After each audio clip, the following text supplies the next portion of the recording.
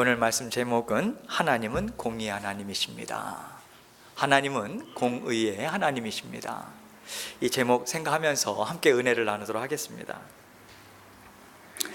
오늘 본문 말씀은 장차 하나님께서 세상을 구원하실 메시아를 보내주심을 통해서 궁극적으로 이루어질 일, 이루실 일에 대한 증거의 말씀의 맥락으로 주어진 말씀이에요.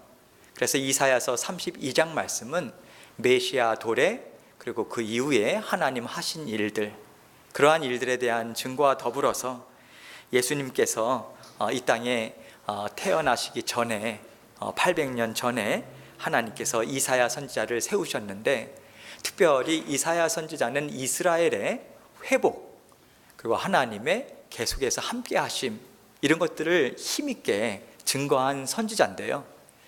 하나님께서 이사야 선지자를 통해서 더욱더 많이 말씀을 주신 것은 오실 메시아에 대한 약속의 말씀입니다. 그래서 메시아를 통해서 하나님께서 큰 일들을 힘있게 이루어 주실 뿐만 아니라 메시아가 어떠한 모습으로 또 오실 것인가, 이 땅에서 메시아가 어떠한 사명들을 감당하며 나아가실 것인가, 이 부분에 대한 예언의 말씀을 이사야를 통해서 하나님께서 많이 증거하게 하셨어요.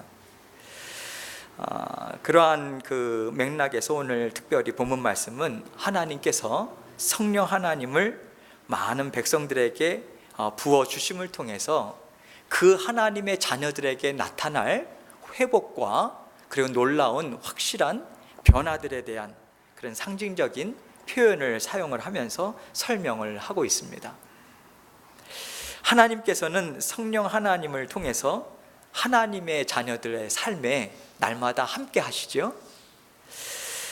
마치 그렇게 함께 하시는데, 본문 말씀에는 마치 광야와도 같은 그들의 삶의 상황이 사막과 같이 황폐하고 사는 짐승조차도 없는 그러한 광야와도 같은 그러한 삶의 상황이 정말 아름다운 밭으로, 아름다운 숲으로 아름답게 그리고 풍요롭게 성령 하나님의 부어주심을 통해서 변화되고 회복될 것이다 라고 하는 약속의 말씀을 오늘 주고 계시는 거예요.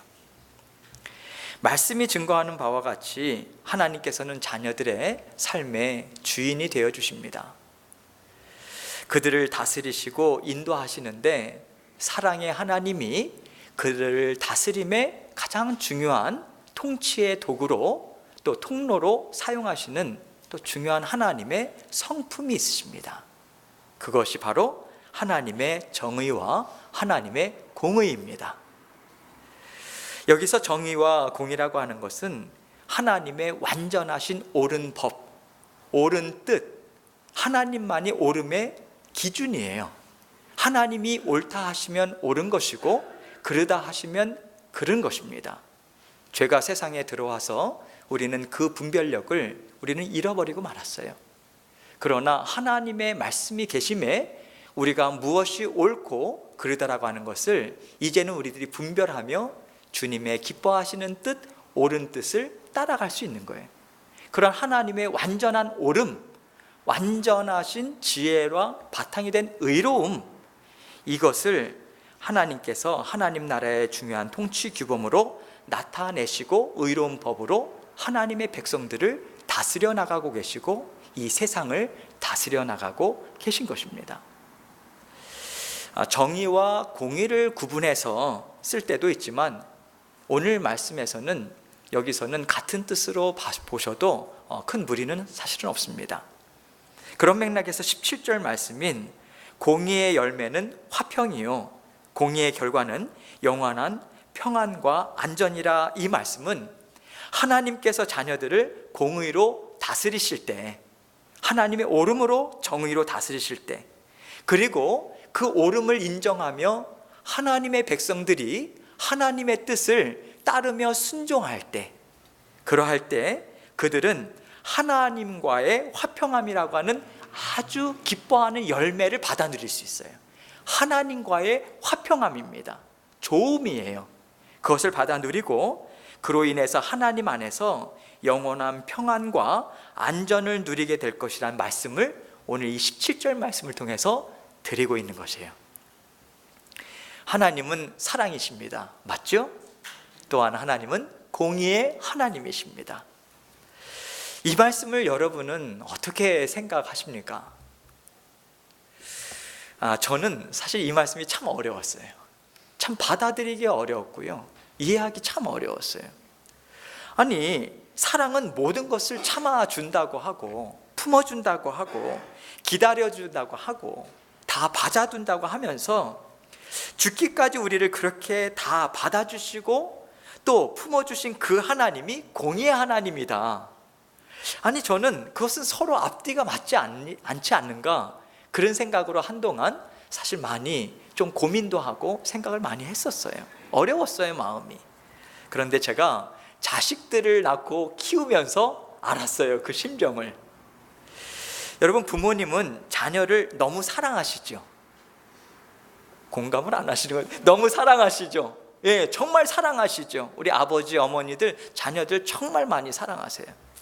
사랑하시기 때문에 그 공의는 내어 던져버릴 수 없어요. 왜냐하면 공의가 없는 사랑으로 자녀들을 양육한다면, 자녀들은 여러분들도 키워보시면 아시겠지만 옳고 그름을 잘 몰라요. 자기들이 좋으면 옳은 것이고 자기들이 싫으면 그른 거예요. 그래서 그 부모님이 그 분별하지 못하는 자녀를 키울 때 다 오냐 오냐 하며 받아주면서 키울 수가 없는 거예요.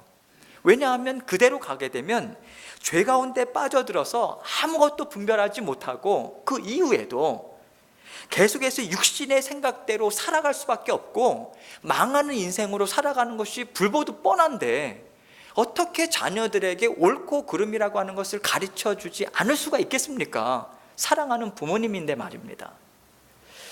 여러분, 중요한 것은 사랑하는 사람만이 진실을 말해줄 수 있다는 거예요.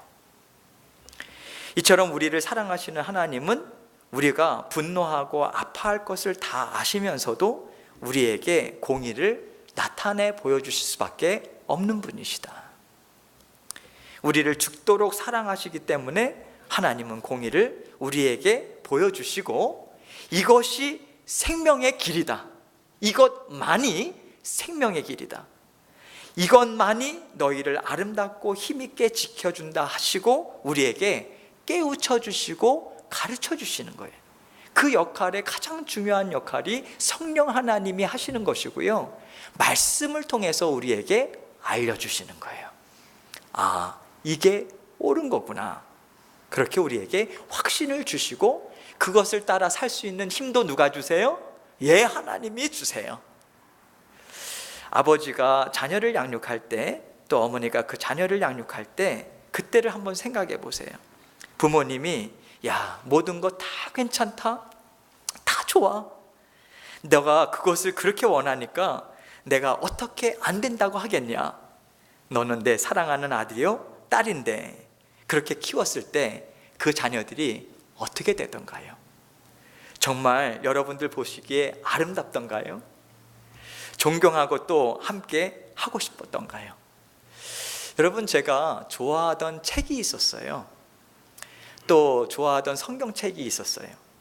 우리 아이들을 키울 때 아이들이 중구난방 뛰어다니잖아요.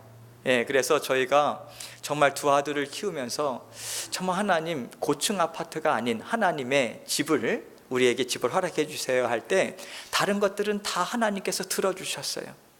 저는 하나님, 아침에 일어나면 새소리가 듣고 싶습니다.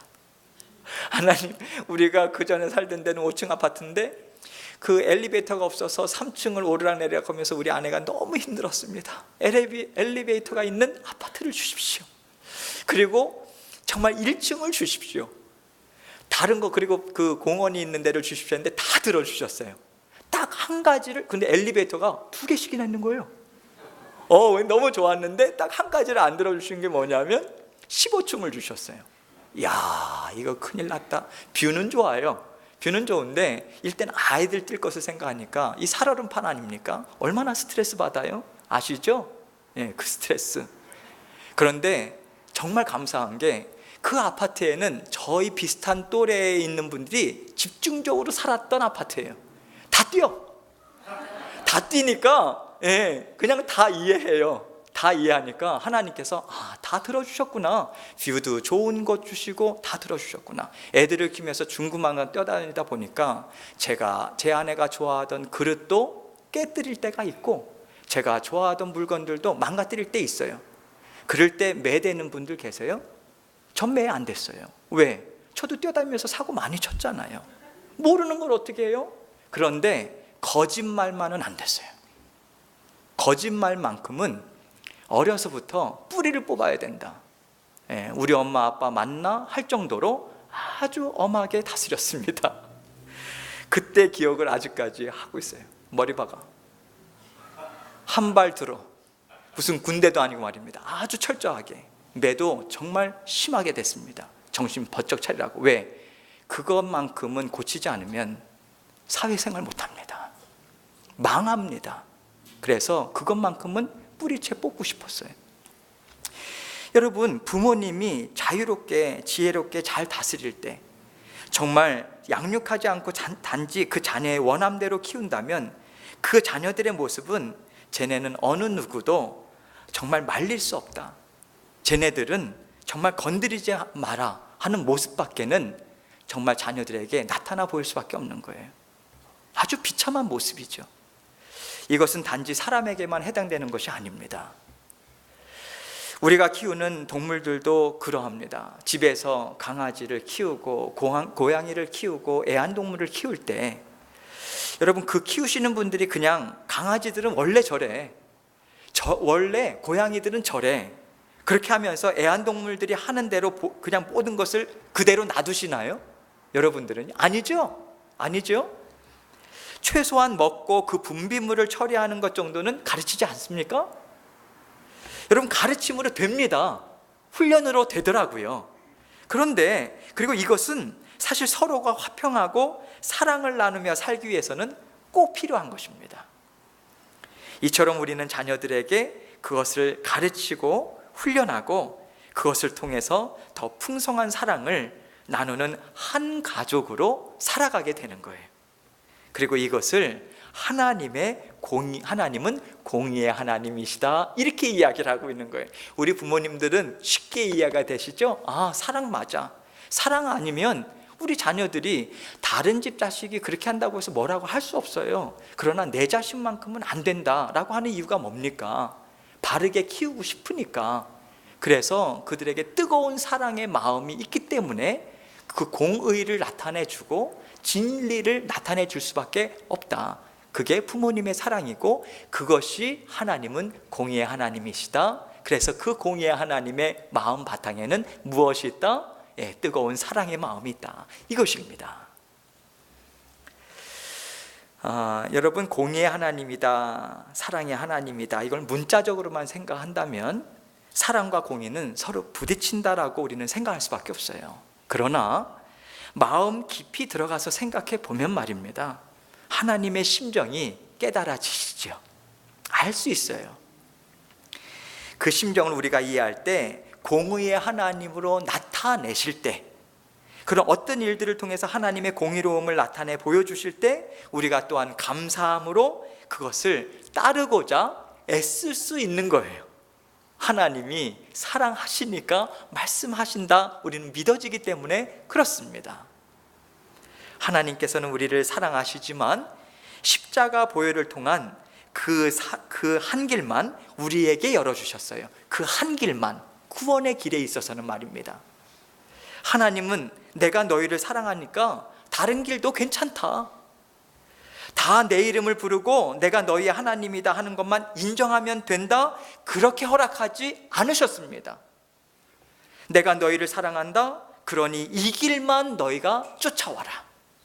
그렇게 십자가의 길, 성자 하나님이신 주님을 쫓는 그 길 한 가지만 인정해 주신 거예요. 우리 하나님께서 구원의 길에 있어서 지금도 그 구원의 길을 따라감에 있어서는 내가 곧 그 길이요, 내가 곧 유일한 그 진리요, 그 생명이니 나로 말미암지 않고는 아무도 아버지께로 다가갈 수 없다, 나아갈 수 없다, 하나님을 만날 수 없다, 구원을 받을 수 없다, 천국 백성이 될 수 없다, 이 이야기입니다. 그러니까 하나님께서는 내가 이 길로 오는 자녀들만 인정해 주겠다, 내 십자가의 보혈을 기뻐하는 사람들만, 자녀들만 내가 내 자녀 삼아서 천국 백성이 되게 하겠다, 그렇게 좁은 길을 우리에게 제시해 주신 거예요. 좁은 길 한 가지만 열어주신 거예요. 이것이 하나님의 사랑이요, 이것이 하나님께서 베풀어 주시는 공의입니다. 그 뜨거운 사랑이 예수 그리스도의 대속의 죽으심이요, 그 죄의 값인 사망인 그것을 우리를 대신해서 다 지불하시고 우리를 이끌어 가시는 그 길, 그래서 예수 그리스도만이 우리의 유일한 구원자의 길이 될 수 있는 거예요. 그래서 우리가 사랑으로 살아가지만 그 하나님의 사랑 가운데는 말씀이란 하나님의 공의가, 하나님께서 말씀이란 공의를 세워주셨고, 또 말씀이란 좁은 길을 우리에게 허락해 주신 거예요. 우리가 주님을 따를 수 있는 것은 말씀을 통해서만 따를 수 있습니다. 세상의 말, 세상의 뜻으로는 우리가 십자가의 길을 따라갈 수가 없어요. 그래서 하나님께서는 우리에게 지켜라, 가르침을 받아라. 왜 가르침을 받으라고 이야기합니까? 계속해서 하나님의 말씀이 무엇인지를 드러내는 그 자리로 계속해서 왜 하나님께서 인도하십니까? 때로는 주님을 잘 따라간다 하는 그 자리에서도 오늘 기도하신 집사님의 고백처럼 우리가 어느덧 하나님을 부인하는 자리에 서 있음을 우리가 발견하고 깜짝 놀라기 때문에 그래요. 내가 부인하는 자리에 서 있어서 낙심하고 절망하고 힘 빠져서 주저앉을 수밖에 없는 그 자리에 내가 어느덧 하나님을 따라온다 하였는데 내가 이 길에 서 있음을 발견하기 때문에 그래요. 그걸 누가 깨우쳐 주세요? 성령 하나님. 무엇을 통해서요? 말씀을 통해서. 아, 돌아오라 하시는구나. 이미 주님께서는 두 팔 벌려서 안아줄 준비를 하고 계시는구나, 말씀해 주셨구나. 그 말씀만이 우리가 그 말씀의 가르침을 받아서 이 말씀이 그런 의미구나, 하나님이 창세기에 시작한 내가 여자의 원수로, 내가 여자의 자손으로 정말 여자의 후손, 그 메시아, 오실 메시아를 통해서 사탄의 머리, 그 생명을 깨부술 것이다. 그것을 이루신 것이 예수 그리스도의 초림과 이 땅에서 십자가 대속의 죽으심이고 마지막 요한계시록에서 다 이루었다. 그것을 이루어 나가는, 이게 하나님의 말씀이 이런 의미구나. 아, 기뻐하는, 왜? 그 구속의 여정에 누가 있어요? 우리가 있기 때문에 그렇습니다. 그래서 여러분, 하나님께서 우리에게 가르침을 받아라, 내 훈련을 받아서 나와 더 화평하고 풍성한 하나님의 하나됨의 삶을 누려라 하시고 우리에게 날마다 함께하고 계시는 거예요. 문제는 무엇입니까? 우리는 말씀을 따르는 것이 절대로 쉽지 않다던데 그 문제의 핵심이 있어요. 왜 그럴까요? 우리가 어쩔 때는 하나님, 왜 나만 이렇게 힘들게 하십니까? 왜 나에게만 말씀을 지키게 하십니까? 저 사람들은 말씀이 아니어도 잘 먹고 다 잘 살고 더 즐겁게 사는데 왜 나에게는 이 말씀이란 족쇄를 주셔서, 이 족쇄라고 하는 그 표현이 또 생각이 나면서 이렇게 힘들고 어렵게 살아가게 하시는가, 이것을 생각하고 갑갑하다, 답답하다, 내가 내 맘대로 살고 싶다, 자유를 누리고 싶다 할 때가 있기 때문이에요. 이 말씀을 생각나게 해주시는데 제가 하나님 앞에 정말 부끄러웠어요. 사실 이 고백은, 죄송합니다, 저의 고백입니다. 저의 고백이. 말씀을 따라오라 하는데 주님, 너무 힘이 드네요. 아니, 그냥 대충 사는 사람들도 잘 사는 것 같아요, 제가 볼 때는. 근데 왜 이렇게 말씀이 제 족쇄와 같이 말입니다. 너무 깝깝해요. 너무 답답해요. 주님, 정말 제 맘대로 잠깐만이라도 살면 안 될까요? 망하는 길임이 알면서도 제가 그 고백의 자리에 사실은 있었더라고요. 그래서 이 말씀을 증거해야 되는데 해결해야 되잖아요, 마음에. 그래서 주님, 제가 죄송했습니다. 용서해 주시고 제가 새로운 마음으로 또 말씀을 준비하고, 그렇게 오늘 말씀을 또 증거하고 있는 거죠. 여러분, 이렇게 때로는 하나님의 말씀이 또 하나님의 뜻이 우리에게 참 갑갑하고 맞지 않는 옷과 같이 사실 불편하게 느껴질 때가 많아요. 그러나 우리는 다 아시죠? 이미 아시죠? 하나님이 얼마나 여러분과 저를 사랑하시는지 아시죠? 할렐루야. 예, 이미 우리는 알아요. 맛보아 알았어요. 지금도 맛보고 있어요. 앞으로 맛보실까요? 더 풍성하게 맛보실 거예요. 할렐루야. 예, 우리 교회는 맛보실 것입니다. 하나님이 일하시기 때문에 그렇습니다. 여러분, 우리가 하나님을 쫓는 길만이 정말 우리를 사랑하시는 것 우리가 다 알고 하나님의 뜻이, 하나님의 말씀을 따르는 것이 답답하고 갑갑하다 할지라도 이미 그 사랑을 알기 때문에, 또 그 하나님을 쫓는 길만이 생명의 길이요 영생의 길이라고 하는 것, 그 길만이 진정한 기쁨과 힘과 능력과 하나님의 자녀됨의 권세를 증거하고 선포할 수 있는 길임을 우리는 알기 때문에, 그래서 우리는 참는 거예요. 우리는 기다리는 거예요. 그래서 하나님께 용서를 구하고요, 하나님을 사랑하는 마음이 기다리고 참고 하나님께 용서해 주세요라고 하는 마음을 우리 하나님은 너희가 나를 정말 사랑하는구나, 그 마음으로 받으신다는 것입니다. 이렇게 우리는, 하나님과 우리는 서로 사랑하는 관계예요. 하나님께서 우리를 죽기까지 사랑하시고 지금까지 참아주시고 지금까지 기다려주시고 언제나 용서해 주시고 그 자녀의 자리를 결코 놓치지 않도록 우리와 함께 하신 그 사랑에 우리는 우리의 사랑으로 주님 앞에 나아가는 거예요. 우리는 이때까지 하나님을 믿고 의지하셨어요.